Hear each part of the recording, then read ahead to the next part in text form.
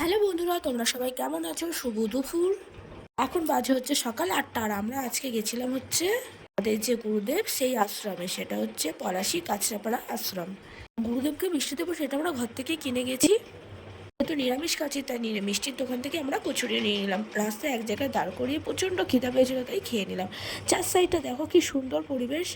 এটা হচ্ছে একটা গ্রাম সাইডের মতো দেখতে, গাছপালা, যেটা আমার খুব ভালোই লাগে। এটা প্রচণ্ড খারাপ, এত ঠান্ডা লেগেছে যে কি বলবো। তারপরে এই দেখতে দেখতে আমরা প্রায় চলেই আসলাম। এই যে আমি আর আমার শাশুড়ি ঘর থেকে স্নান করে এসেছি। ঐশী ঐশী বাবা, এই যে আমাদের কুণ্ড গঙ্গা, এটা হচ্ছে সব পবিত্র জল এই গঙ্গায় পাবে।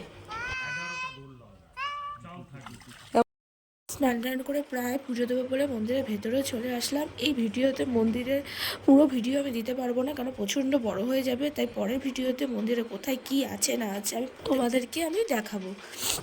দিনটা খুব ভালোই কেটেছে। এই মন্দির থেকে আমরা আর একটা মন্দিরেও গেছিলাম, সেটা হচ্ছে আমডাঙ্গা কালী মন্দিরের সব ভিডিও পরের ভিডিওতে আমি দিয়ে দেবো। এই যে চলো বন্ধুরা, আজকের মতো শ্রী গুরু জয়, শ্রী গুরু জয় আর শ্রী গুরু জয়।